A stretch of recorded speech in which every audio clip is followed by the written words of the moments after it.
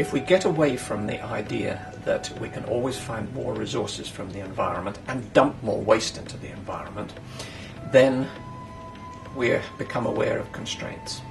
The constraints that strong sustainability tells us about are that we can't take any more from the environment, from the world environment, from Mother Nature, than she produces continuously.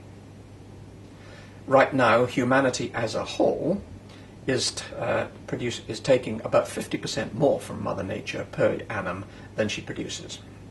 We are consuming capital, to use the economic term, rather than living on the interest.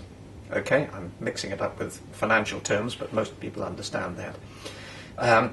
If we pull back, then the whole of humanity must use a great deal less to stay within Mother Nature's bounty. And it is bountiful.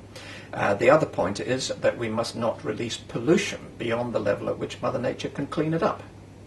That not only means the quantities of pollution, which at times, even though it is biodegradable, can completely swamp Mother Nature, and there are some doubts about whether the continued intensive dairying in the Canterbury and related area is sustainable in that respect, but also because the chemical industry in particular has been releasing nasty chemicals into the environment, into the waterways and so forth, over the last 50 years in particular, that are causing severe disruptions in ecological systems. This is slow, desperate stuff, and endocrine disruptors, hormone-like chemicals, are actually causing problems with humanity, but perhaps less noticed, but probably more important, with the ecosystems that humanity depends upon. So it's not only releases of excessive quantities of standard types of pollution, but it's small quantities of, frankly, toxic materials. And all of these must stop in a strongly sustainable society.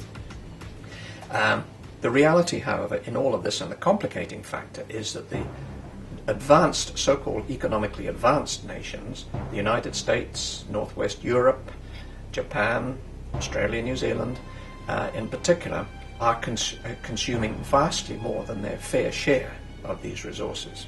So while it's the world as a whole has to drop back at least 50% in terms of its releases, the use of resources and release of pollution, the advanced nations have to drop a hell of a lot more in order to give enough room for the really poor and desperate of the world.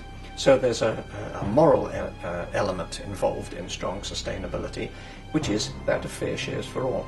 When the pie was already increasing, and everybody had only, even if anybody had only a small slice of the pie, then we could say, well, the pie is increasing, so you'll get a bit more. The fact that the rich got vastly more than the poor could be ignored. That can't be ignored in a strongly sustainable world, because if everybody has to pull up, then the poor will starve. Whereas the rich around the world, the billion or so humans who are frankly fully, if not grossly, overfed, they have to pull back. And I mean overfed in terms of total consumption, not just food. So fair shares, a measure of equality, are absolutely essential, and that would be incredibly disruptive to the current way of economic thinking. But it's got to happen. Start the debate and discussion now about economic alternatives. Stop accepting that the way we live now is something we cannot change, because we can.